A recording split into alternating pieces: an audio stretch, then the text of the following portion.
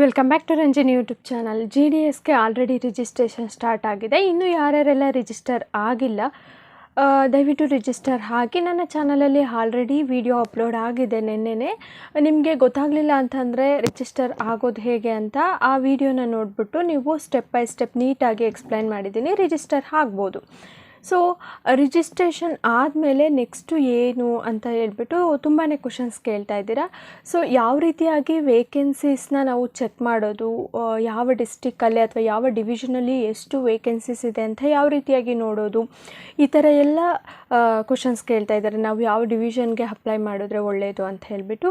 So ಈ ವಿಡಿಯೋದಲ್ಲಿ ಆ ಒಂದು ಕ್ವಶನ್ಸ್ಗೆ ಕ್ಲಾರಿಟಿ ಸಿಗುತ್ತೆ ನಿಮಗೆ. ವಿಡಿಯೋನ ಎಲ್ಲೂ ಕೂಡ ಸ್ಕಿಪ್ ಮಾಡಬೇಡಿ. GDSಗೆ ಅಪ್ಲಿಕೇಶನ್ ಹಾಕಬೇಕು ಅಂತ ಇರೋರಂತೂ ಸ್ಕಿಪ್ ಮಾಡಲೇಬೇಡಿ. ಯಾಕೆಂತಂದರೆ ತುಂಬಾ ಯೂಸ್ಫುಲ್ ವಿಡಿಯೋ. ನೀವು ಅಪ್ಲೈ ಮಾಡೋದಕ್ಕಿಂತ ಮುಂಚೆ ಈ ಒಂದು ವಿಡಿಯೋನ ನೋಡಿದ್ರೆ ನೀವು ಕರೆಕ್ಟಾಗಿ ಅಪ್ಲೈ ಮಾಡ್ತೀರಾ.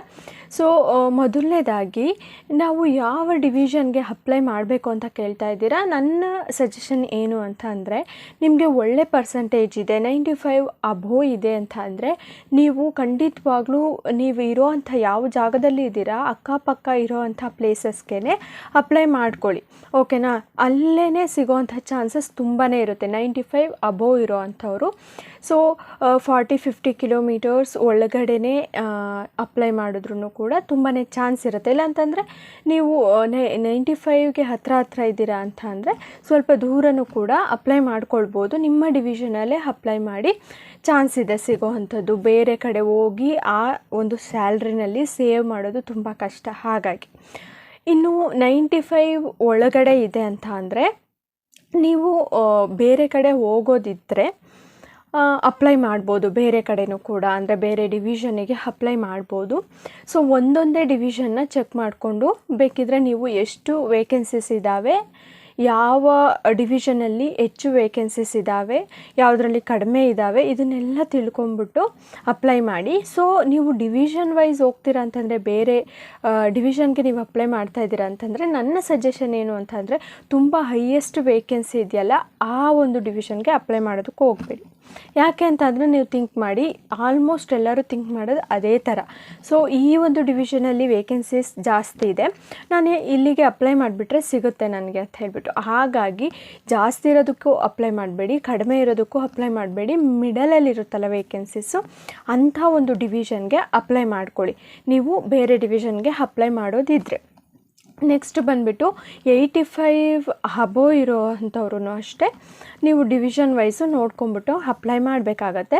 ಸೊ ಪ್ರತಿಯೊಂದು ಡಿವಿಷನ್ನು ಕೂಡ ನೀವು ಚೆಕ್ ಮಾಡ್ಕೊಳ್ಳಿ. ನಾನು ತೋರಿಸ್ತೀನಿ ಈ ವಿಡಿಯೋದಲ್ಲಿ ಯಾವ ರೀತಿಯಾಗಿ ಯಾವ ಡಿವಿಷನಲ್ಲಿ ಎಷ್ಟು ವೇಕೆನ್ಸೀಸ್ ಇದ್ದಾವೆ ಅಂತ ಚೆಕ್ ಮಾಡೋದು ಅಂತ ನಾನು ಈ ಒಂದು ವಿಡಿಯೋದಲ್ಲಿ ಕಂಪ್ಲೀಟಾಗಿ ಸ್ಟೆಪ್ ಬೈ ಸ್ಟೆಪ್ಪು ತೋರಿಸ್ಕೊಡ್ತೀನಿ. ಅದನ್ನ ಇಟ್ಕೊಂಡು ನಿಮ್ಮ ಡಿವಿಷನಲ್ಲಿ ಎಷ್ಟಿದೆ, ಬೇರೆ ಡಿವಿಷನಲ್ಲಿ ಎಷ್ಟಿದೆ ಅಂತ ಚೆಕ್ ಮಾಡ್ಕೊಳ್ಬೋದು. ಲಾಸ್ಟ್ ಇಯರು ಕಟ್ ಆಫು ಶಿವಮೊಗ್ಗದಲ್ಲಿ ಕಡಿಮೆ ಇತ್ತು, ತುಮಕೂರಲ್ಲಿ ಕಡಿಮೆ ಇತ್ತು, ಹಾಗೆಯೇ ದಾವಣಗೆರೆಯಲ್ಲಿ ಕಡಿಮೆ ಇತ್ತು. ಸೊ ನನಗೆ ಒಬ್ಬರು ಕಮೆಂಟ್ ಕೂಡ ಮಾಡಿದರು, ನಾನು ದಾವಣಗೆರೆಗೆ ಹಾಕಿ ಅಂತ ಹೇಳಿದೆ. ಬಟ್ ದಾವಣಗೆರೆಗೆ ಹಾಕೋದಕ್ಕೆ ಅಂದರೆ ಸ್ವಲ್ಪ ಯೋಚನೆ ಮಾಡಬೇಕಾಗತ್ತೆ. ಯಾಕೆಂದರೆ ಈ ಸರಿ ತುಂಬ ಕಡಿಮೆ ವೇಕೆನ್ಸೀಸ್ ಬಿಟ್ಟಿದ್ದಾರೆ. ಹಾಗಾಗಿ ಸೊ ನೋಡಿಬಿಟ್ಟು ವೇಕೆನ್ಸೀಸು ಕಟ್ ಆಫು ಎಲ್ಲ ನೋಡಿ ಅಪ್ಲೈ ಮಾಡ್ಕೊಳ್ಳಿ. ನೆಕ್ಸ್ಟ್ ಬಂದುಬಿಟ್ಟು ನಾನು ಈ ವಿಡಿಯೋದಲ್ಲಿ ಹೇಳೋದ್ನೆಲ್ಲ ಸ್ಟೆಪ್ ಬೈ ಸ್ಟೆಪ್ ತೋರಿಸ್ಕೊಡ್ತೀನಿ, ಅದನ್ನು ನೋಡಿಬಿಟ್ಟು ಅಪ್ಲೈ ಮಾಡಿ. ಇನ್ನೂ ಏನಾದರೂ ಡೌಟ್ಸ್ ಇದ್ದರೆ ನಿಮಗೆ ದಯವಿಟ್ಟು ಕಮೆಂಟ್ ಬಾಕ್ಸಲ್ಲಿ ಕಮೆಂಟ್ ಹಾಕಿ, ನಾನು ಅದಕ್ಕೆ ಆದಷ್ಟು ರಿಪ್ಲೈ ಕೊಡ್ತೀನಿ. ಸೊ ಬನ್ನಿ ವಿಡಿಯೋನ ಸ್ಟಾರ್ಟ್ ಮಾಡೋಣ, ಯಾವ ರೀತಿಯಾಗಿ ವೇಕೆನ್ಸೀಸ್ನ ನೋಡೋದು ಅಂತ ಹೇಳಿಬಿಟ್ಟು. ಇನ್ನೊಂದೇನು ಅಂತ ಅಂದರೆ, ನೀವು ನಾಳೆ ಅಪ್ಲಿಕೇಶನ್ ಸ್ಟಾರ್ಟ್ ಆಗುತ್ತೆ ಅಲ್ವಾ, ರಿಜಿಸ್ಟ್ರೇಷನ್ನು ಕಂಪ್ಲೀಟ್ ಆಗಿದ್ದರೆ ಅಪ್ಲಿಕೇಶನ್ ನಾಳೆ ಹಾಕೋದಿದ್ರೆ ನೀವು ಇವತ್ತೇ ನೀವು ಯಾವ ಡಿವಿಷನ್ಗೆ ಅಪ್ಲೈ ಮಾಡಬೇಕು ಅಂತ ಹೇಳಿಬಿಟ್ಟು ಒಂದು ಲಿಸ್ಟನ್ನು ರೆಡಿ ಮಾಡ್ಕೊಳ್ಳಿ. ಆ ಡಿವಿಷನಲ್ಲಿರೋ ಅಂಥ ಪೋಸ್ಟ್ದು ಲಿಸ್ಟ್ ಇರುತ್ತಲ್ಲ ಅದನ್ನು ನೀವು BPMಗೆ ಅಪ್ಲೈ ಮಾಡ್ತಾ ಇದ್ದೀರಾ ಅಂತ ಅಂದರೆ BPM ಪೋಸ್ಟ್ ಏನಿರುತ್ತೆ ಅದರಲ್ಲಿ ತೋರಿಸ್ತೀನಿ ನಾನು. BPM, ABPM, ಡಾಕ್ ಸೇವಕ್ 3 ಕೂಡ ಇರುತ್ತೆ. ಸೊ BPMಗೆ ಮಾತ್ರ ಅಪ್ಲೈ ಮಾಡ್ತಾ ಇದ್ದೀರಾ ಅಂತ ಅಂದರೆ BPM ಪೋಸ್ಟು ಏನೇನಿದೆ ಎಲ್ಲ ಲಿಸ್ಟ್ ಮಾಡ್ಕೊಳ್ಳಿ. ಅದು ನಿಮ್ಮ ಕೆಟಗರಿಲೂ ಕೂಡ ಇರುತ್ತೆ. ಸೊ ನಿಮ್ಮ ಕೆಟಗರಿಲಿ ಇರೋವಂಥ BPM ಪೋಸ್ಟ್ಗಳನ್ನ ಮಾತ್ರ ಲಿಸ್ಟ್ ಮಾಡ್ಕೊಳ್ಳಿ. ಅದರಲ್ಲಿ ಡಿಸ್ಟೆನ್ಸ್ನ ನೋಡಿಕೊಂಡು ನೀವು ಒಂದು ಲಿಸ್ಟ್ನ ರೆಡಿ ಮಾಡಿಬಿಟ್ಟು ಅಪ್ಲೈ ಮಾಡಬೇಕಾಗತ್ತೆ. ಸೊ ಅದು ಯಾವ ಥರ ಅಂತ ಅಂದರೆ ನಾನು ತೋರಿಸ್ತೀನಿ ನೆಕ್ಸ್ಟು. ಸೊ ಆ ಥರ ಮಾಡಿಕೊಂಡಾಗ ನಿಮಗೆ ಈಸಿ ಆಗುತ್ತೆ, ಪ್ರಿಫ್ರೆನ್ಸ್ ಕೊಡೋದಕ್ಕೆ ಈಸಿ ಆಗುತ್ತೆ. ಫಾರ್ ಎಕ್ಸಾಂಪಲ್ ನೀವು ಬಿ ಪಿ ಎಮ್ಮಿಗೆ ಅಪ್ಲೈ ಮಾಡ್ತಾ ಇದ್ದೀರಾ ಅಂತ ಅಂದರೆ, ಈಗ ಒಂದು 4-5 ಪ್ಲೇಸಸ್ಸು ನಿಮ್ಮ ಕೆಟಗರೀಲಿ ಬಂದಿದೆ ಅಂತ ಅಂದ್ಕೊಳ್ಳಿ. ಫಾರ್ ಎಕ್ಸಾಂಪಲ್ ಯು ಆರ್ ಅಂತ ಅಂದ್ಕೊಳ್ಳಿ. ಯು ಆರಲ್ಲಿ ಒಂದು 4-5 ಪ್ಲೇಸಸ್ ಬಂದಿದೆ ಅಂತ ಅಂದರೆ ಅವನ್ನೆಲ್ಲ ಲಿಸ್ಟ್ ಮಾಡ್ಕೊಳ್ಳೋದು. ಬಿ ಪಿ ಎಮ್ ಪೋಸ್ಟ್ ಏನಿದೆ ಅದನ್ನು ಲಿಸ್ಟ್ ಮಾಡ್ಕೊಳೋದು. ಲಿಸ್ಟ್ ಮಾಡ್ಕೊಂಡಿದ್ದಾದಮೇಲೆ ಅದ್ರ ಡಿಸ್ಟೆನ್ಸ್ ವೈಸ್, ಅಂದರೆ ಯಾವುದು ಹತ್ರ ಇದೆ ಅದಕ್ಕೆ ಫಸ್ಟ್ ಪ್ರಿಫ್ರೆನ್ಸ್ ಕೊಡೋದು. ಆಮೇಲೆ ಬಸ್ ರೂಟು ಇದನ್ನೆಲ್ಲ ನೋಡ್ಕೊಳ್ಬೇಕಾಗತ್ತೆ. ಸೊ ಆಮೇಲೆ ಸೆಕೆಂಡ್ ಪ್ರಿಫರೆನ್ಸ್ ಇನ್ನೊಂದು ಕೊಡೋದು, ಆ ಥರ ಡಿಸ್ಟೆನ್ಸ್ ವೈಸ್ ಕೊಡಬೇಕಾಗತ್ತೆ. ನೆಕ್ಸ್ಟು ಫಸ್ಟು ನೀವು A B P M B P M ಎರಡಕ್ಕೂ ಅಪ್ಲೈ ಮಾಡ್ತಾ ಇದ್ದೀರಾ ಅಂತ ಅಂದರೆ ಫಸ್ಟು ಬಿ ಪಿ ಎಮ್ಗೆ ಪ್ರಿಫರೆನ್ಸ್ನ ಕೊಡಿ, ನೆಕ್ಸ್ಟು ಎ ಬಿ ಪಿ ಎಮ್ಗೆ ಪ್ರಿಫರೆನ್ಸ್ನ ಕೊಡಿ. ಸೊ ಈ ಥರ ನೀವು ಅಪ್ಲೈ ಮಾಡಬೇಕಾಗತ್ತೆ.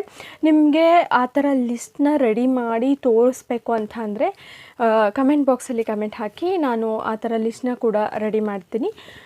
ಸೊ ನಿಮಗೆ ಅರ್ಥ ಆಗಿದೆ ಅಂತ ಅಂದ್ಕೊಂಡಿದ್ದೀನಿ. ಬನ್ನಿ ಡಿವಿಷನ್ನಲ್ಲಿ ಯಾವ ರೀತಿಯಾಗಿ ವೇಕೆನ್ಸೀಸ್ನ ಚೆಕ್ ಮಾಡೋದು ಅಂತ ತೋರಿಸ್ಕೊಡ್ತೀನಿ. ಮೊದಲನೇದಾಗಿ ನಾನು ಸ್ಕ್ರೀನ್ ಮೇಲೆ ಕೊಟ್ಟಿದ್ದೀನಲ್ಲ ಆ ಒಂದು ವೆಬ್ಸೈಟ್ಗೆ ವಿಸಿಟ್ ಮಾಡಿ, ಓಕೆನಾ. ಇದನ್ನು ಡಿಸ್ಕ್ರಿಪ್ಷನಲ್ಲೂ ಕೂಡ ಕೊಟ್ಟಿರ್ತೀನಿ, ಡೈರೆಕ್ಟಾಗಿ ಓಪನ್ ಆಗುತ್ತೆ. ರಿಜಿಸ್ಟ್ರೇಷನ್ಗೆ ಯಾವ ಒಂದು ಲಿಂಕ್ನ ಯೂಸ್ ಮಾಡಿರ್ತೀರಲ್ಲ ಸೇಮ್ ಲಿಂಕು ಇದನ್ನು ಕೂಡ ಅದೇ ವೆಬ್ಸೈಟಿಗೆ ನೀವು ಹೋಗಬೇಕಾಗತ್ತೆ. ಈ ಥರ ನಾನಿವಾಗ ಕ್ಲಿಕ್ ಮಾಡಿದ್ದೀನಿ, ಲೋಡಿಂಗ್ ಆಗ್ತಾ ಇದೆ. ನೆಕ್ಸ್ಟ್ ಈ ಥರ ಇಂಟರ್ಫೇಸ್ ಓಪನ್ ಆಗುತ್ತೆ. ಸೊ ನೀವಿಲ್ಲಿ ನೋಡ್ಬೋದು, ಇದೇ ವೆಬ್ಸೈಟಲ್ಲಿ ನಾವು ರಿಜಿಸ್ಟರ್ ಆಗಿರೋದು.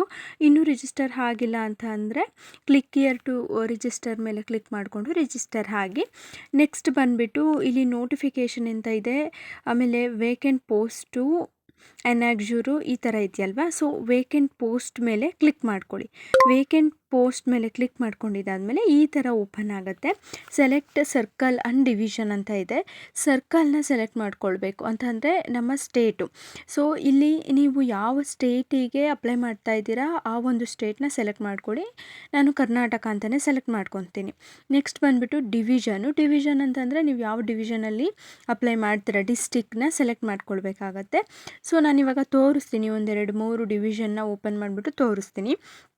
ಮೊದಲನೇದಾಗಿ ತುಮಕೂರು ಡಿವಿಷನಲ್ಲಿ ಎಷ್ಟಿದೆ ಅಂತ ನೋಡೋಣ. ಸೊ ಇಲ್ಲಿ ತುಮಕೂರು ಸೆಲೆಕ್ಟ್ ಮಾಡಿದ ತಕ್ಷಣ ನೀವು ನೋಡ್ಬೋದು, ಇಲ್ಲಿ 62 ಪೋಸ್ಟ್ಗಳು ಖಾಲಿ ಇದ್ದಾವೆ, ಓಕೆನಾ. ಸೊ 62 ಪೋಸ್ಟ್ಗಳಿದ್ದಾವೆ, ನೀವು ನೋಡ್ಬೋದು.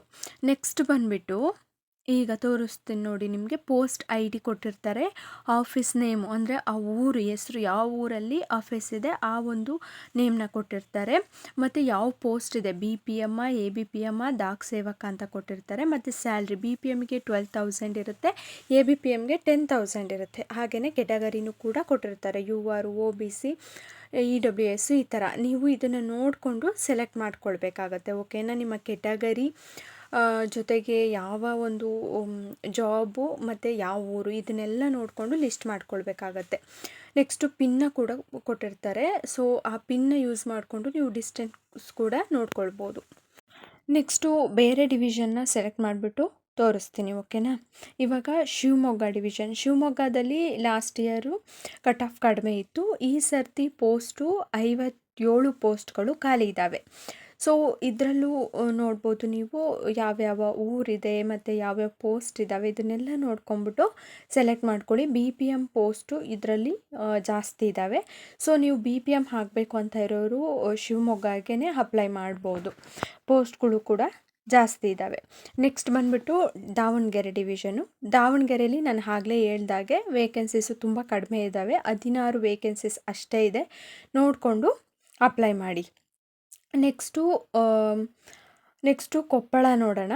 ಯಾಕೆಂತಂದರೆ ಕೊಪ್ಪಳದಲ್ಲೂ ಕೂಡ ಕಡಿಮೆ ಇತ್ತು, ಹಾಗಾಗಿ ಕಟ್ ಆಫ್ ಕಡಿಮೆ ಇತ್ತು, ಹಾಗಾಗಿ ಕೊಪ್ಪಳನೂ ಕೂಡ ತೋರಿಸ್ತೀನಿ ನಿಮಗೆ.